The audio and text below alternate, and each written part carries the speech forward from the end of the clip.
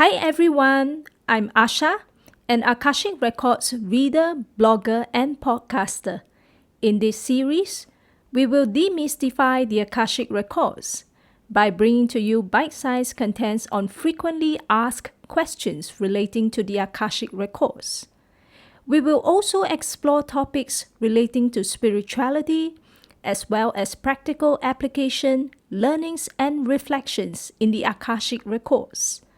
My Akashic Masters are very excited to join us in this journey. We send much love, light, and blessings to all.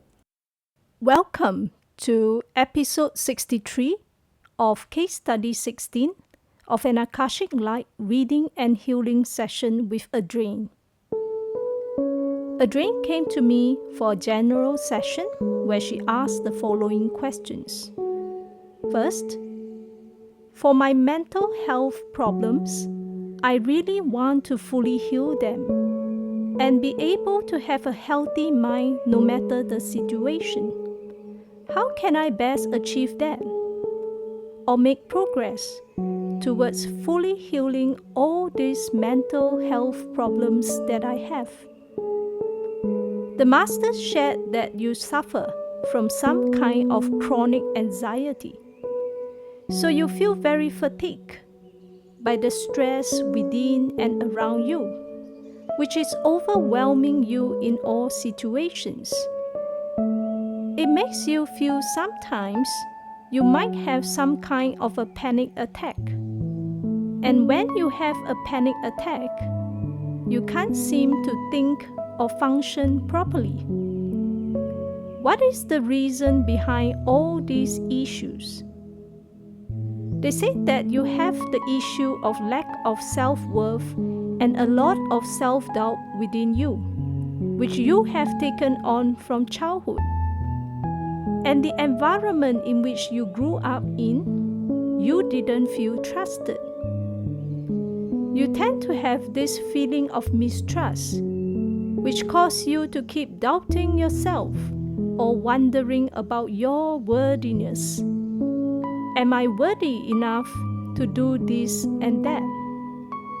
Can I think properly, independently on my own? Does my opinion matter? Can my opinion be valued or trusted? Or must it undergo some other second opinion or expert opinion? So there's a lot of this issue of lack of self-worth and doubt stemming from your childhood experiences. And a lot of your current medical condition afflicting you related to all these so-called mental issues, you find as a person, there's nothing wrong with you. Don't be bothered by what society says, that you're heading towards depression, chronic anxiety, panic attacks. There's no hope at all. We have to recognize the chain of events that lead to the ultimate unfoldment of the illness as it is, in a very objective manner. And that is what they have illuminated, the childhood issues. Then you took on others' opinions and judgments, that lack of self-worth and a lot of self-doubt, therefore a lot of criticisms.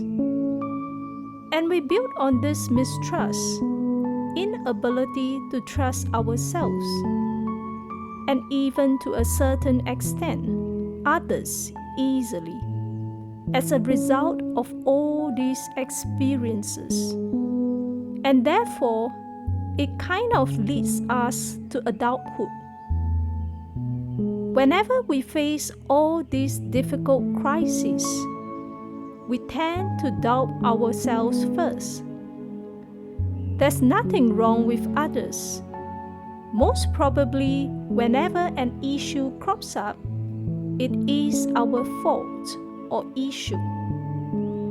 So we put ourselves under a lot of stress and scrutiny, which is very unnecessary. So the master's advice is to work on that childhood element of yours. And then that will open the doors layer by layer. Because when we look at medical conditions, we tend to kind of overcomplicate matters.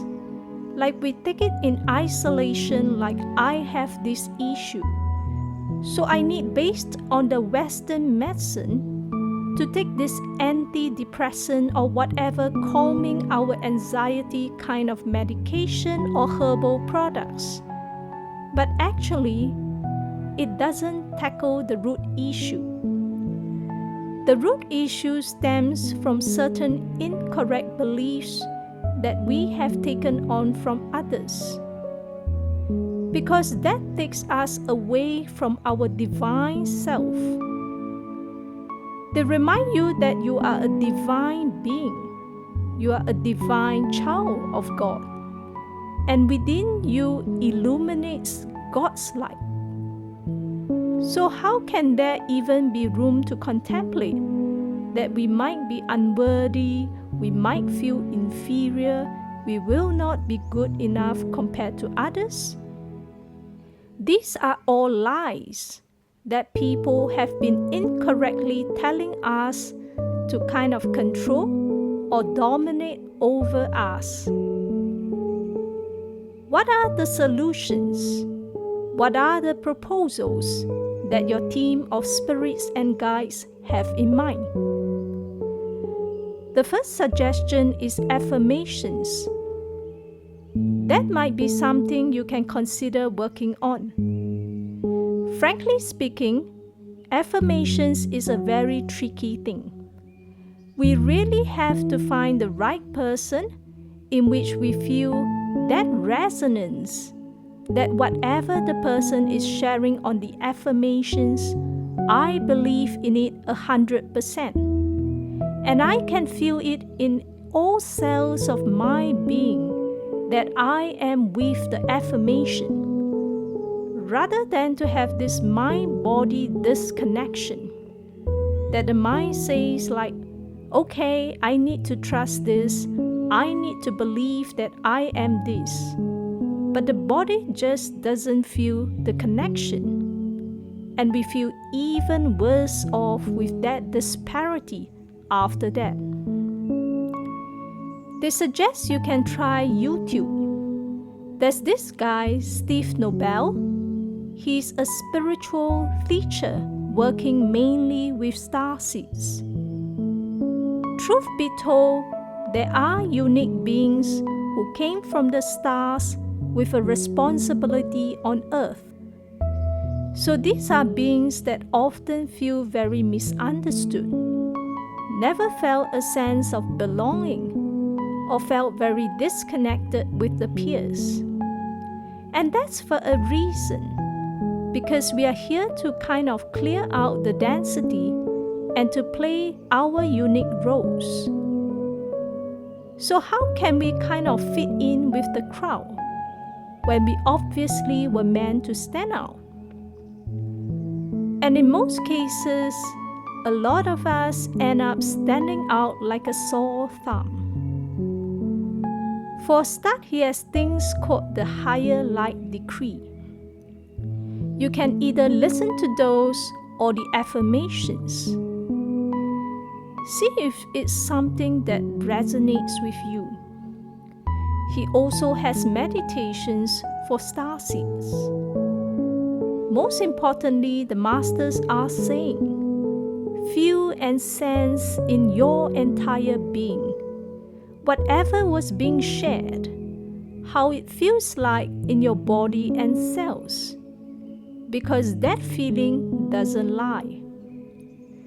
So when we feel the little tingling sensation, when we feel uplifted after the meditation, the higher light decree or the affirmations, it is an indication that your body loves it, even if the mind may not fully understand at this juncture. And that's good enough. So try it, feel it, and sense in your being. The second suggestion, very interestingly, for the self-doubt issues, they show me an image of you talking to yourself in the mirror. It is a very interesting practice where you stand in front of the mirror, allocate 5 minutes of your time daily, and just talk loving words to yourself. Encourage yourself. It is like how you would encourage somebody else. Use that compassion and love you often have for everyone around you, that you often shower selflessly to everyone around you. Redirect it to yourself. The third suggestion is to practice gratitude. Keep a journal. Every day, write 5 to 10 things that you are grateful for. We can do it at the end of the day, kind of taking stock of how that whole day went. It helps us to take in context the good things that unfolded in our life that day. So sometimes when we are anxious, a part of us tend to think of the worst case scenarios, and we spiral into that so-called negativity and self-doubt. But it will really help us a lot if we keep track of the good things that happen in our life, so we can be grateful for the lovely meal, the catch up with a friend, a little gesture that somebody did for us, or we did for someone, or the fact that the weather was just good that day. Little things that we can really be grateful for, compared to others maybe facing some war or crisis. We are pretty good. There is stable supply of water, food, electricity, and all the little things in our life. So whenever we feel shitty about ourselves, all we need to do is to take out the journal, just flip through a few pages, and you will notice that your energy will switch very easily. Because the thing about chronic anxiety and all other so-called mental health issues, we kind of tend to adopt the pessimistic outlook of life as the answer, as the one and only truth. But truth be told, it is just a part of us. We are not dismissing it, but we just take it in context. There's the good, and there's the sometimes not so good. When appreciating the good, we have the gratitude, the affirmations, the talk in the mirror encouragement. Even when talking about the not so good, we are also not shying away from that. So for childhood issues, journaling is also a good way. So what do we journal about? We journal about first, the images or issues that keep popping up in our mind. We can start off with, why do I feel unworthy? Who told me that in my childhood days? Maybe we have an image of a parent, teacher, friend, so-called relative that told us certain things. We can go through the process. What happened then? How did I feel? Sometimes people are a little scared of opening the closet. It is like flipping under the carpet. Oh my God, that's the things that have stored there for decades.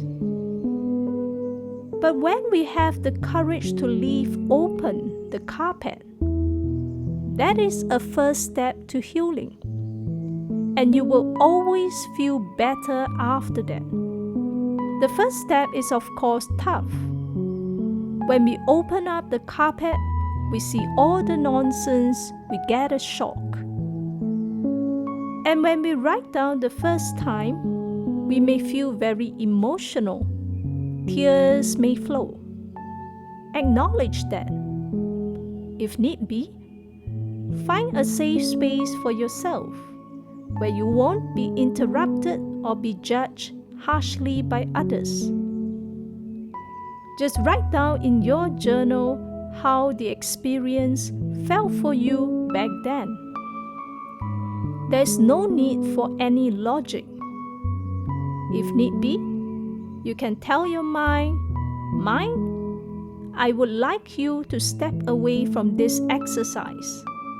I just want to spend time with my soul. And whatever my soul feels, I'm just going to honor that and I will write it down. When young, this was what happened. And back then, I felt so lost and alone. That person said I couldn't do it. I made the mistake and I was horrible. I was a horrible person. All those things, write it down, acknowledge it. Because when we acknowledge it, we liberate ourselves from the experience. Sometimes we may end up writing from different angles. We might write on the incident, first time you felt emotional. Maybe after a couple of weeks, we kind of touch the issue again, but from another angle. Know that that's because healing takes place in layers. So sometimes people say it is like peeling an onion. The deeper we get, the more issues surface. That is all natural and part of healing. The whole idea is that you undergo this process of healing yourself, so that one day you may benefit others in similar circumstances. So where your suffering lies is also where your gift lies. So there's a divine reason and purpose why your soul consciously chose to take on this family, the dynamics, the upbringing, the experiences, and even to a certain extent, all the so-called conditions that you are afflicted with. It is also where your opportunity to overcome, internalize these issues, and be of divine service to others come from. So treasure all these issues and all this suffering. It is for a greater reason. On the second question, Adrienne asked, there's someone I care for that is in a really difficult situation. I want to help him or provide the best support I can. How can I support him better or improve things? Be a listening ear for him. Sometimes he may face the need to vent the frustrations for whatever reason. It is very precious that you have dedicated your time, space, and energy for him to kind of support and motivate him on this journey. He may not recognize this or even fully appreciate at all times. But the fact that you are a listening ear, that you are there, your presence alone is already very precious and immensely healing and supportive for him. And whether you know it or not, you can be the greatest supporter for him. You can be a great source of motivation and support for him. But the masters also share that you have to make sure that you are in a good space energetically. Sometimes, as sensitive souls, we tend to take on other people's problems and feel it in all cells of our being, as if we are bogged down by the same problems. We tend to do it, taking on other people's problems, because a part of us truly and sincerely want to alleviate the problems or suffering for them. So energetically, we end up taking on. So what happens is sometimes we may feel drained or exhausted. That's something you have to take note of. So of course you can be that listening ear. You can also be a great source of support for him. But note that in order for you to facilitate this to the best of your ability, your focus has to be on yourself first. Your self-care is the number one priority. Make sure that you are in a good space energetically. How do we do that? Meditations are a good first step. It is not wasting time. We are devoting time to care for ourselves and our energy bodies that we may not always be aware of. The masters are also sharing that Steve has some super quick morning meditations. You might want to consider that as well, to perk yourself up in the morning and to get yourself ready and be in a good space energetically.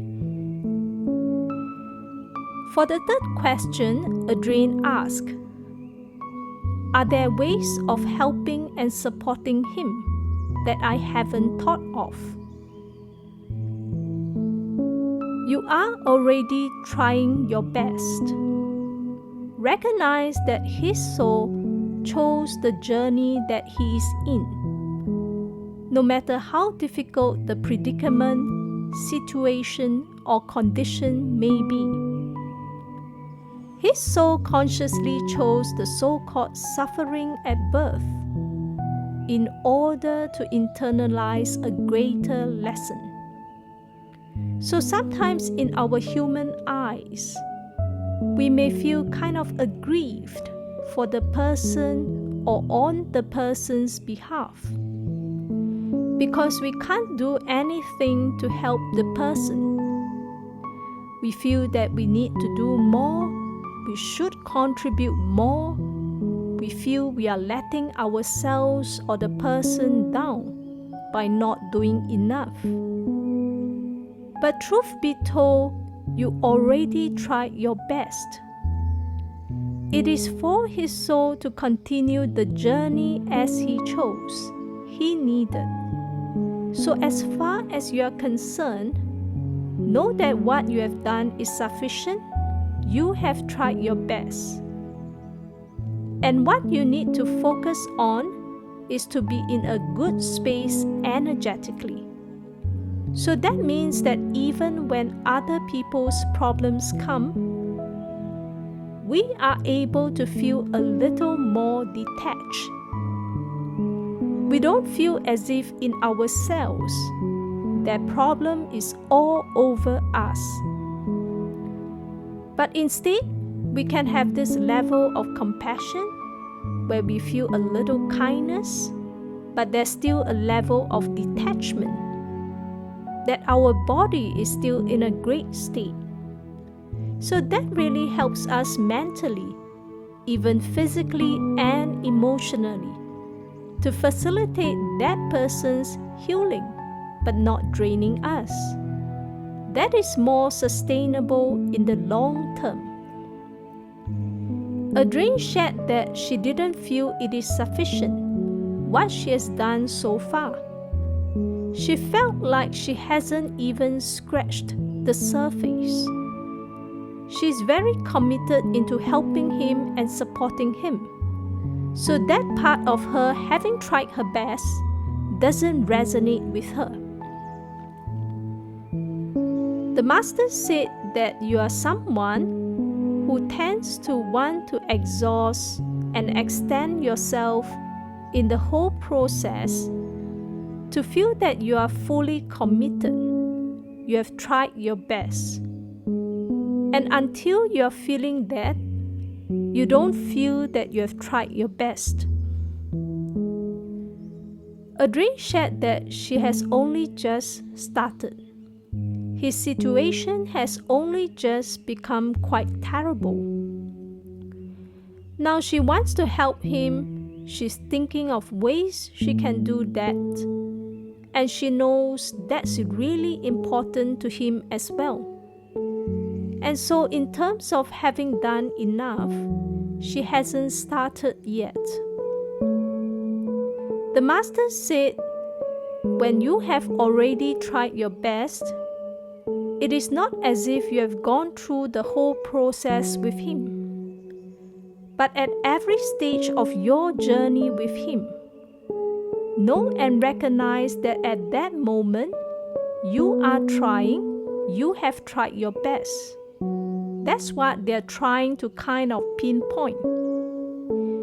It is not like taking a forecast of the future, that 2, 5, or 10 years down the road, have I done it all? Have I completed all the steps needed to have fully discharged my duty of trying my best and fully supporting him on his journey? But they are saying, take it step by step. Start small and know that for every moment, or perhaps for every month that you are accompanying him, whatever came up for that stage of healing for him, recognize that you will try your best as a person. And that's why it is important to ensure that you are in a good mental space energetically, so that you are able to make decisions if need be, either on his behalf or together with him at every stage. And therefore you know, at least from your conscience, that at every stage you have put in that effort, you are in a good space. All is well.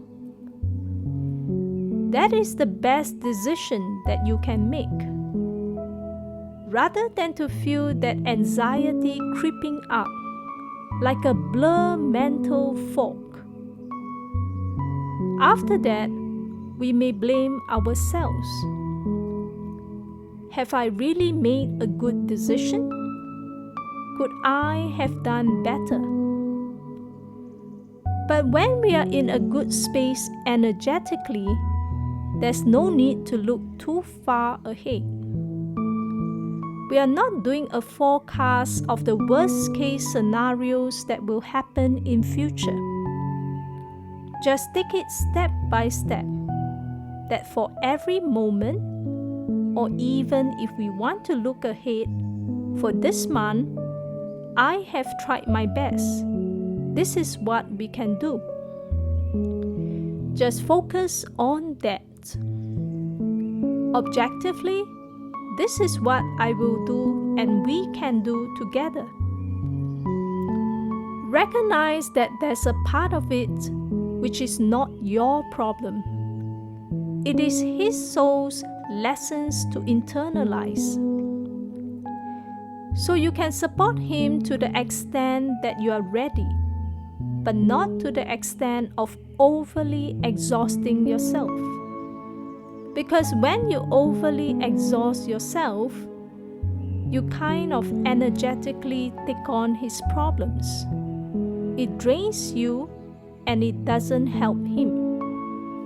So it kind of made everybody suffer. There's no need for that. You want to be in a calm state.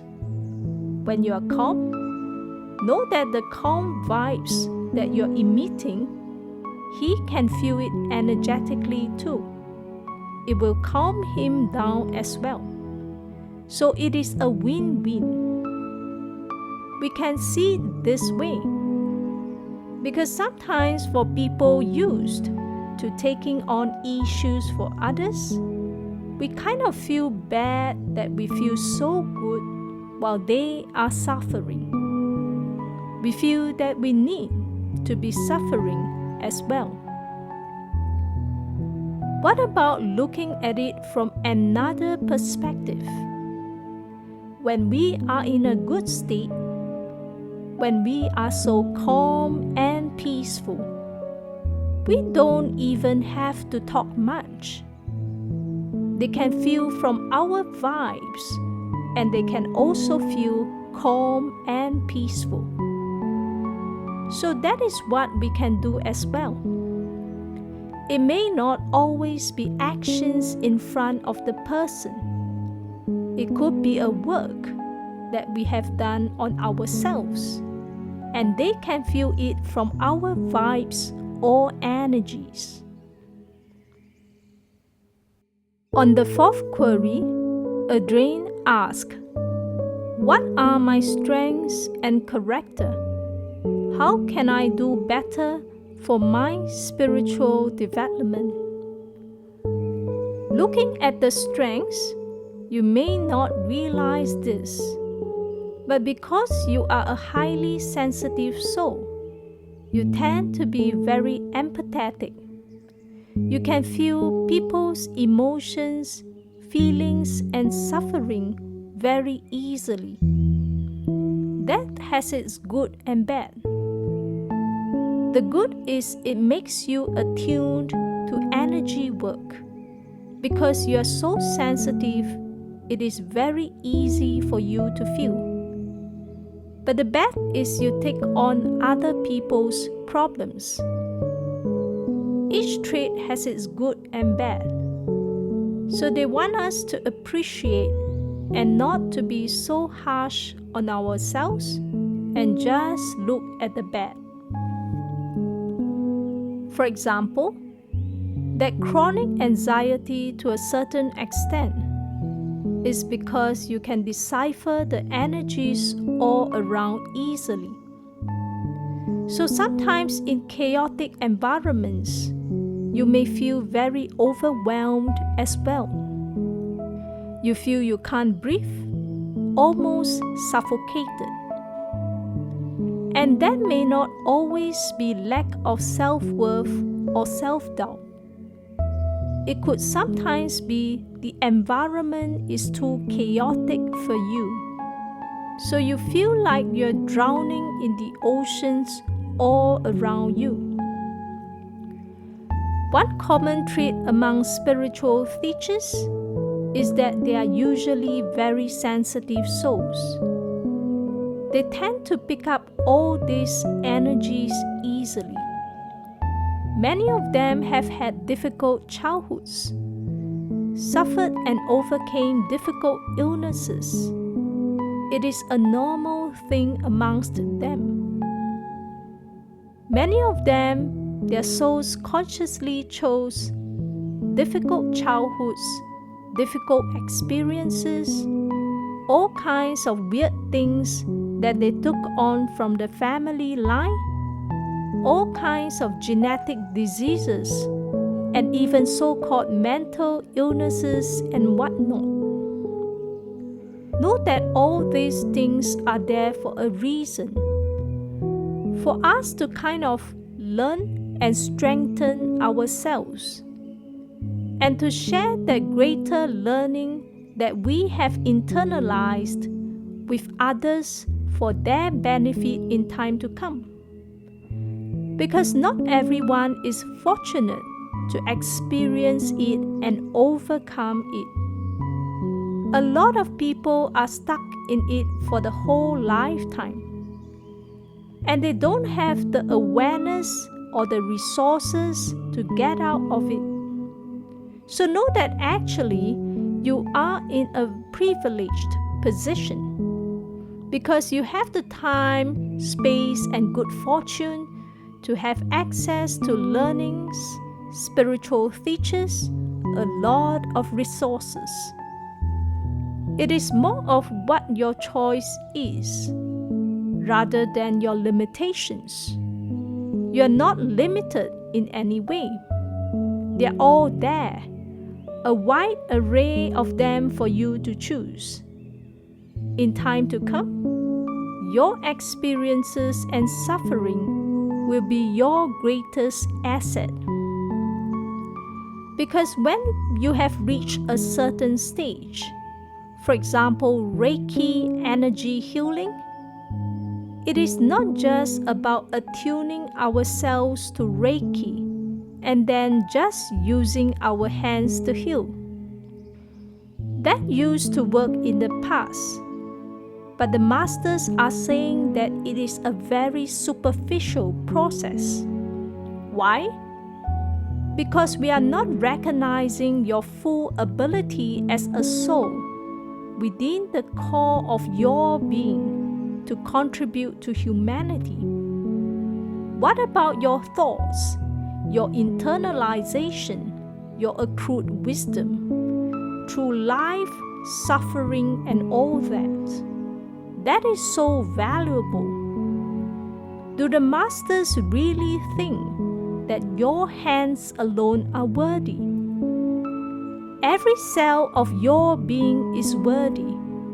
Every cell of your being is an asset. Therefore, recognize that. The main thing they want to share is that your suffering in this lifetime is also your greatest gift. The fact that you are highly sensitive, it is an important characteristic of a good spiritual teacher. Because if you cannot feel yourself, how can you even feel for others?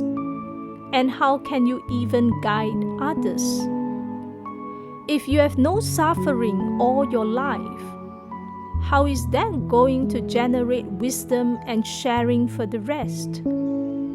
So know that you are in a very privileged position. Further, a lot of people suffer through all their lives. They don't have the good fortune to overcome it. But you have all your resources that you need. So these few years are very important for you. They're saying it can be a period where you make a breakthrough for yourself in your own spiritual development. So treasure these years, harness it to your advantage. Wherever you feel guided to, maybe one day you will be a spiritual teacher in your own unique realm of knowledge. Next, we went to the healing segment of this Akashic Record session. Adrienne wanted the healing to focus on her anxiety issue. So we ran the Akashic Light clearings and activations, which are energetic commands that assist her to heal and shift to a higher and lighter state in her physical, emotional, mental, or spiritual bodies as aligned to her highest good. So we ran the clearings and activations to calm down her nervous system, to flush the blocked energies in her meridians, and we also called in the energy of stillness to infuse into her entire being, as well as to flush her spine. We also ran clearings and activations to remove a deeper layer of worry within her, and also to enhance her self-worthiness. We ran clearings and activations to release her need to take on the pain of others, as well as to release a deeper layer of density within. We also ran clearings and activations to balance the left and right hemispheres of her brain to reduce over-worrying and overthinking. And lastly, we ran the clearings and activations to release all the cords and attachments that are not aligned to her highest good to keep, as well as to cleanse her aura. Thank you for tuning in to this podcast. If you would like to read about my dialogues and reflections with the Akashic Masters, you can visit my free blog at asha-akashicrecords.com. Till next time, take care.